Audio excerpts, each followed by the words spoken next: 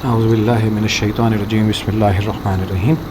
This is again Sheikh Ziauddin Sultani, who is an assistant professor and head of the chemistry department in Government Degree Science and Commerce College, Kurangi number 6. This is fourth lecture of my series of lectures in St. College lectures. This time I have selected the chapter 5 again, and topic is metallurgy of copper. बात यह है कि जो more important topics हैं उनको तो हमारे दूसरे साथियों ने अपने लेक्चर्स में बखूबी कवर किया। यहाँ मेरा मकसद ये था कि जिन टॉपिक्स को लेस इम्पॉर्टेंट या कम अहम समझ के छोड़ दिया जाता है, मैं उनको कवर कर लूँ ताकि स्टूडेंट्स हर तरह से बेनिफिट ले सकें इन लेक्चर्स का। मेटलर्जी से मुराद मेटल्स पर काम करना है। It's an art of working on metals to produce metals in workable quantities to make them into alloys and other important industrial products. तो मेटलर्जी धातुओं पे काम का नाम है, मेटल्स पर काम का नाम है। ये जो कॉपर है ये नेचर में हमें दोनों स्टेट्स में मिलता है, फ्री मिलता है, कंबाइंड भी मिलता है। प्लीज़ रिमेंबर कि those elements which are more reactive will not be found free in nature. जो एलिमेंट बहुत रिएक्टिव होंगे सोडियम की तरह या ऑक्सीजन की तरह, ये नेचर में फ्री स्टेट में नहीं मिलेंगे। और जो अनरिएक्टिव हैं, जिनको हम नोबल कह सकते हैं, जैसे नोबल गैसेस हैं, जैसे नोबल मेटल्स हैं, सिल्वर गोल्ड, ये फ्री स्टेट में ही मिलते हैं। तो गोया कॉपर बहुत ज़्यादा रिएक्टिव एलिमेंट नहीं है। अच्छा, कंबाइंड स्टेट में ये ज़्यादातर सल्फाइड्स या ऑक्साइड्स की शक्ल में पाया जाएगा। ये भी स्टूडेंट्स जहन में रखें कि ट्रांजिशन मेटल्स यूजुअली नेचर में ऑक्साइड्स या सल्फाइड्स की शक्ल में मिलेंगे, while alkali metals will be found in the form of halides like chlorides. G4s of copper include 4 basically 4 किस्म की कॉपर की ओर्स होंगी। चारों को मैं एक साथ आपसे डिस्कस करूं। नंबर 1 कॉपर पायराइड, जिसको कैल्कोपायराइड भी कहते हैं, चैल्कोपायराइड कह लीजिए। इससे कॉपर की एक्सट्रैक्शन की जाती है। Then we have chalcocite which is Cu2S, cuprosulfide basically. Malachite green is a double salt of copper. It contains copper carbonate and copper hydroxide. It is green in color. While if you can see number 4, azurite blue, this contains copper hydroxide in double quantity as compared to copper carbonate, double in quantity than copper hydroxide. Extraction of copper now. There are various steps involved, which definitely will start from copper pyrite. These different steps will be as follows. Number 1, concentration. Concentration का मतलब यहाँ ये नहीं होगा कि solution बना रहे हैं हम लोग। बेसिकली सोल्यूशन में ये टर्म इस्तेमाल होती है, लेकिन कंसंट्रेशन का यहाँ लफ्ज़ी मतलब ये होगा कि हम अपने मेटल की कंसंट्रेशन बढ़ाएं और उसके अंदर जो इम्प्योरिटीज़ हैं उनको रिमूव करें। अच्छा, removal of unwanted impurities like earth, sand, stones वगैरह, चूँकि ज़मीन से मिलता है तो ये इम्प्योरिटीज़ हर मिनरल, हर ओर के अंदर पाई जाएंगे। इन इम्प्योरिटीज़ को हम कॉपर पायराइट या चैल्कोपायराइट में गैंग कहते हैं। Gang is removed by a process called froth flotation process. झाग के तैराव का तरीका, यानी झाग बनाया जाएगा और उसको सरफेस पे तैरा के झाग को अलग कर लेंगे और इम्प्योरिटीज़ नीचे सेटल डाउन हो जाएंगी। इस मकसद के लिए हम पाइन ऑयल लेते हैं।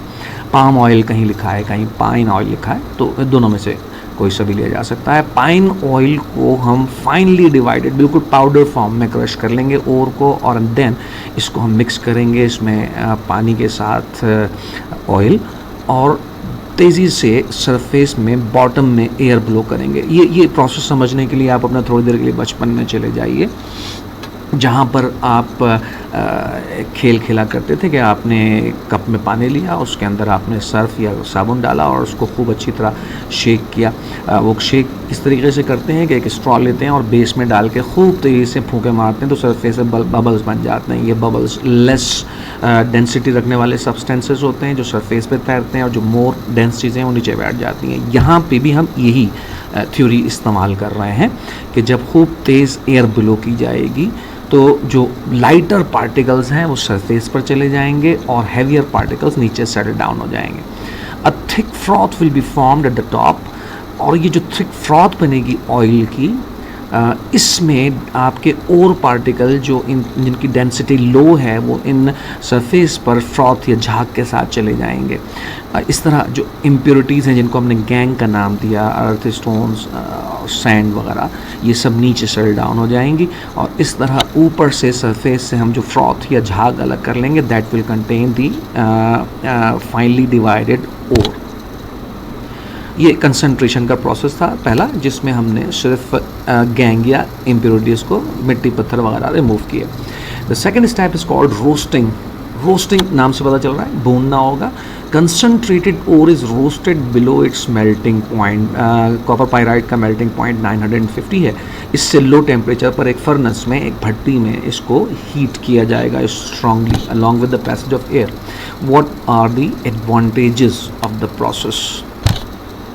The ore is dried in a furnace. ये फर्नेस में 950 से बिलो हम हीट कर रहे हैं, से 900, तो ये ओर ड्राई हो जाएगी। तो पहला एडवांटेज, जैसे हमने ऑयल, जो पाइन ऑयल हमने मिक्स किया था उसको रिमूव कर रहे हैं और वाटर वेपर्स को रिमूव कर देंगे इस तरीके से, और ड्राइड ओर हमें मिलेगी। इस ओर के अंदर डेफिनेटली बहुत सी ऑर्गेनिक इम्प्योरिटीज़ भी होंगी, लाइक जब हम ज़मीन से खुदाई करेंगे तो कुछ यकीनन कुछ जड़ों के टुकड़े या कुछ दरख्तों के पीसेस वगैरह पड़े होंगे। ये इनमें पाए जाने वाला कार्बन डाइऑक्साइड बन के रिमूव होगा, हाइड्रोजन स्टीम बन के। और रिमेंबर, जब भी हम पाइराइट ले रहे हैं तो उसमें सल्फ़र की दूसरे सल्फाइड्स की इम्प्योरिटीज़ भी होंगी। ये सल्फाइड इम्प्योरिटी सल्फ़र डाइऑक्साइड बन के रिमूव हो जाएंगी।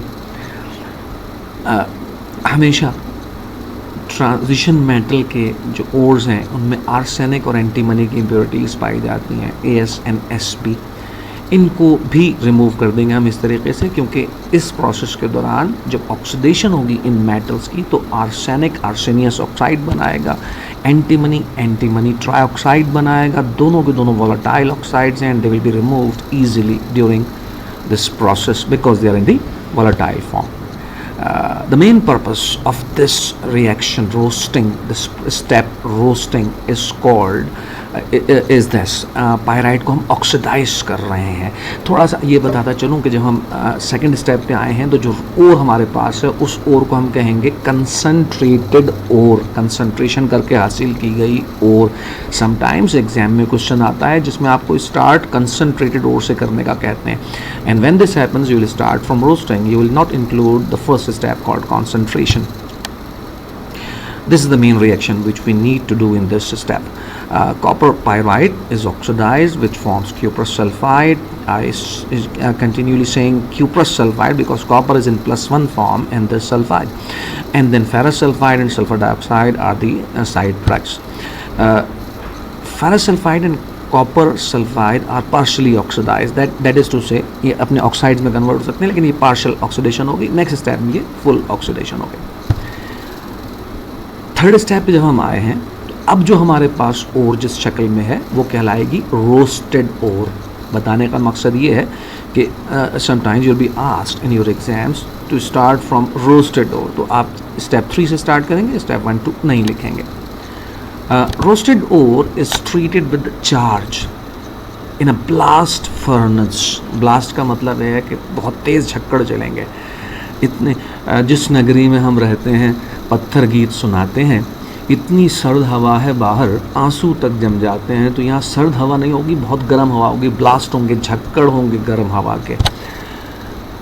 Charge is a mixture of roasted ore. Charge बनाया हमने इस पर्टिकुलर प्रोसेस में, ब्लास्ट फर्नेस में अपनी ओर को डालने से पहले उसमें दो चीज़ें मिक्स की हैं, sand and Coke. This sand and coke is called charge. Roasted ore along with sand and coke is treated in the blast furnace with a strong beam of heat.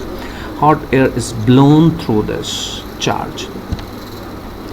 Coke का purpose combustion है. Coke will burn into form carbon monoxide and carbon dioxide. These are extremely exothermic processes, and this heat will be used to carry out this process. Sand का काम flux है। Flux क्या है ये अभी आप देखिए, मैं इस प्रोसेस के एडवांटेजेस आपको समझाता हूँ, इसमें समझिए। Ferrous sulphide is completely oxidised to ferrous oxide. ये मेट स्मेल्टिंग का बुनियादी पर्पज़ है, आयरन रिमूव करना। पिछले स्टेप में हमने कॉपर पाइराइट को कॉपर सल्फाइड और फेरस सल्फाइड में कन्वर्ट किया। अब हम अब हम फेरस सल्फाइड से फेरस निकालना चाहते हैं, इस ओर में से आयरन को रिमूव करना चाहते हैं. So this iron sulphide will be oxidised with this hot air and forms ferrous oxide along with sulfur dioxide. Remember, in almost every step you will have sulfur dioxide as a byproduct. It has something to do with the process. ये मैं आखिर में explain करूँगा आपको. अच्छा, ferrous oxide melt नहीं होती at this high temperature. Rather, it mixes with sand, giving something called slag or sludge. बाज़ लोग स्लग कहते हैं, sledge. Ferrous oxide and silicon dioxide. Here it is. This forms ferrous silicate. This is called slag. ये ऊपर तैरेगा, ये नीचे नहीं बैठेगा. इसको ये डिजॉल्व नहीं होगा और सरफेस पर तैरता रहेगा. इसको हम वाइप ऑफ कर लेंगे, वाइपर्स के थ्रू इसको रिमूव कर लेंगे सरफेस पर से. Now what is left? The molten material now contains cuprous sulfide beside small amounts of iron sulfide and silica. This mixture is called matte, और इस प्रोसेस को मैट स्मेल्टिंग हम कहते ही इसलिए हैं कि इस प्रोसेस के मैट स्मेल्टिंग कहा, इसलिए कहा कि प्रोसेस के एंड में मैट प्रोड्यूस हुआ. Matte doesn't floats on top, slag floats on top which is removed. Third step का बुनियादी पर्पस आयरन रिमूव करना था. अब जो हम प्रोसेस करने जा रहे हैं उसे बेसिमराइजेशन कहते हैं, बेसिमर कन्वर्टर में करते हैं और प्योर कॉपर हासिल करने जा रहे हैं. This matte which comes from the last step के बाद जो हमारे पास और जिस शक्ल में आ रही है उसे हम कहेंगे स्मेल्टेड ओर, क्योंकि मैट स्मेल्टिंग की थी हमने. स्मेल्टेड ओर से भी बाज़ औक़ात आपको काम शुरू करना होगा in your exams. Matte is now fed to another special furnace called Bessemer converter. मैं उसका भी डायग्राम आपको दिखाता हूँ, उसका पर्पज़ आपको समझाता हूँ. And hot air is again blown through this. इसमें जो होल्स होंगे इस कन्वर्टर में उन्हें हम कहेंगे टायर्स. डायग्राम देखिएगा.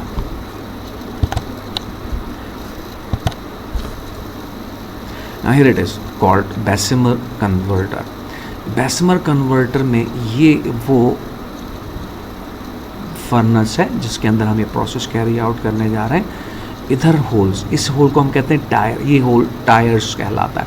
यहाँ से एयर ब्लो की जाएगी. मैट, मोल्टन मैट और सैंड नीचे सेटल डाउन है. हम इसके सेंटर में सफिशिएंटली हाई अबव टायर्स को फिक्स करेंगे, वहाँ पर हॉट एयर ब्लो करेंगे. पर्पज़ ये होगा कि जब इस प्रोसेस के दौरान प्योर कॉपर बनेगी तो प्योर कॉपर की डेंसिटी हाई है, वो नीचे सेटल्ड होगी. स्लैग बनेगा जो ऊपर जाके सेटल डाउन हो जाएगा. in this way both will be separated from each other. That will give us 99% pure copper. This pure copper will now be called blister copper. इसे blister copper क्यों कहेंगे? Point to note कि बाद में जब हम यहाँ से ये स्लैग रिमूव कर देंगे, मैं अभी रिएक्शंस बताऊंगा आपको नेक्स्ट स्लाइड पे, लेकिन ब्लिस्टर क्यों कहा इसका मकसद आपको समझा दूं कि ये जब यहाँ से आप स्लैज रिमूव कर देंगे तो कॉपर बचेगी which is in molten form. हम इसे कूल होने के लिए छोड़ देंगे. When it gets cool obviously sulphur dioxide बन रही होगी इस प्रोसेस के दौरान. वो सल्फ़र डाइऑक्साइड सरफेस से यहाँ से इस्केप करेगी और जब सल्फ़र इस्केप करेगी तो सरफेस के ऊपर होल्स छोड़ती चली जाएगी, क्योंकि कॉपर मेल्ट हो रहा है और उसके सरफेस पर ब्लिस्टर्स की तरह, छालों की तरह, आबलों की तरह, जिनके होठों पे हंसी पाँव में छाले होंगे, हाँ वही लोग तुम्हें ढूंढने वाले होंगे. तो यहाँ पे ढूंढने की ज़रूरत नहीं होगी, सरफेस के ऊपर ब्लिस्टर स्पॉट बन जाएंगे, सुराख बन जाएंगे, क्योंकि जहाँ बबल्स बन के सल्फर डाइऑक्साइड मूव हो रही है वो जगह होल छोड़ जाएगी सरफेस पर. Hence this copper will be called blister copper. Now, what are the advantages of this process? Iron sulphide और कॉपर सल्फाइड अगर पिछले स्टेप्स में ऑक्सीडाइज नहीं हुई तो completely oxidized, will be caught up here and will be completely oxidized in this according to these equations. Ferrous sulfide gives ferrous oxide and sulfur dioxide. Remember, sulfur dioxide is produced in large amount in this step. Cuprous sulfide will be oxidized to cuprous oxide. Ferrous oxide will form slag and will be removed from top. After removal of ferrous impurities, cuprous oxide and cuprous sulfide will be left in the reaction mixture. This will be oxidized to form copper. But I should say reduced to form copper. This process is reduction. Cuprous sulfide and cuprous oxide give copper, which is blister copper, purified form of copper, and sulfur dioxide is formed. In every of these steps sulfur dioxide is produced, और ये sulfur dioxide surface पर blister डालेगी, जैसे मैंने पिछले slide पे आपको explain किया. I have already said blister copper इसे हम क्यों कहेंगे. In this way we will obtain a 99% pure copper. But this impure copper will include silver, gold, arsenic, zinc and lead as impurities. बड़ी कीमती impurities हैं इसके अंदर. What next? 99% pure copper may be very good for many purposes, for example making utensils. लेकिन wires बनाने के लिए और दूसरी स्पेशलाइज पर्पस के लिए हमें 99.9% प्योर कॉपर चाहिए. इसके लिए हम जो प्रोसेस करेंगे वो कहलाएगा refining of blister copper. Boys and girls, remember, re means again and fine. Obviously you all know the meaning of this. To make even better. Again बेहतर बनाना और बेहतर बनाना. Remember 99.9% प्योर हो सकता है, लेकिन as a teacher of chemistry बड़े यकीन से और बड़े वसूख से कह रहा हूँ, जिम्मेदारी से कह रहा हूँ कि 100% प्योर दुनिया में सिवाय खुदा ताला की ज़ात के कुछ नहीं है. 99.9% प्योर कॉपर बनाने के लिए हम रिफाइनिंग करेंगे. ना 99%, look at this diagram, this is your electrolytic cell to carry out this purification refining. इसमें दो इलेक्ट्रोड्स आपको नज़र आ रहे हैं. This one is impure copper, that is blister copper. This is another, this is cathode made of pure copper, extremely pure copper, और इस पर ये हमने ग्रेफाइट कोट कर दिया है. इसका पर्पस क्या है मैं भी एक्सप्लेन करूँगा. in this solution, as I said, blocks of blister copper serve as anode and pure copper as cathode. Cathode is coated with graphite, as I said, और इसका पर्पस बड़ा सिंपल और स्ट्रेट फॉरवर्ड है. Copper जब इस पर deposit होगा तो ग्रेफाइट इस सरफेस को स्मूथ रखेगा. ग्रेफाइट सॉफ्ट एंड ग्रीसी है, एज यू ऑलरेडी नो. तो नाचे कॉपर को हम इस पर ईजिली स्क्रैप ऑफ कर सकेंगे, which will be 99.99% pure. Remember, electrolyte is pure copper sulfate solution. This is acidified with sulfuric acid to make the process feasible and easy to explain and understand. A 1.3 volt of current is passed. इसका advantage क्या है? 1.3 volt current ही क्यों? सिर्फ copper deposit होगी, impurities इस voltage पर reaction नहीं करेंगे, उन्हें हाई वोल्टेज चाहिए. इम्प्योरिटीज़ इनसॉल्युबल होंगी, will settle in the bottom as anode mud. एक दफ़ा मैं फिर ज़रा आपको ये डायग्राम ज़रूर दिखा दूँ. इसमें ये वो जगह है जहाँ पे इम्प्योरिटीज़ सेटल डाउन होगी, क्योंकि इसी के नीचे आके इनको सेटल डाउन होना है. अच्छा, ये इम्प्योरिटीज़ क्या हैं? This is has to be very important. Now copper obtained in this way is 99.99% pure. Chemistry क्या हुई इस प्रोसेस में? What are the chemical reactions that are conducted? Blister copper जो एनोड था, रिमेंबर, एनोड पर oxidation होती है, always remember. And oxidation means loss of electron. Copper atom जो प्योर कॉपर ब्लिस्टर कॉपर के थे वो इलेक्ट्रॉन लूज करेंगे, कॉपर आयन बन के सोल्यूशन में चले जाएंगे. Electron will be lost on anode. Anode, this is oxidation and always oxidation takes place at anode. Copper ions in the solution will now move to cathode where they will accept electrons. Cathode पर electron आते हैं, reduction होती है.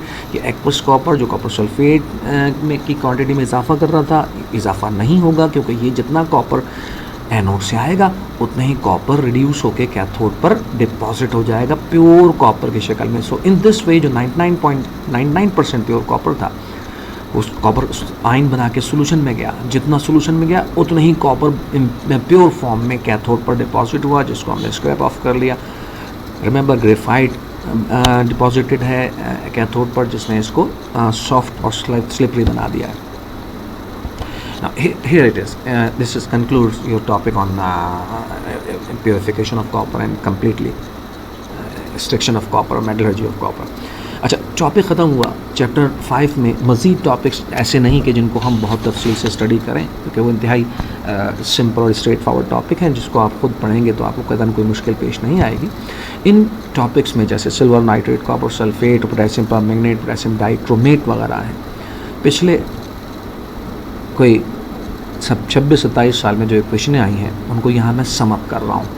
आप ये इक्वेशनें practice करेंगे और hopefully इंशाल्लाह in your fourth coming exams यही इक्वेशंस होपफुली इंशाल्लाह एग्ज़ाम में आ रही होंगी।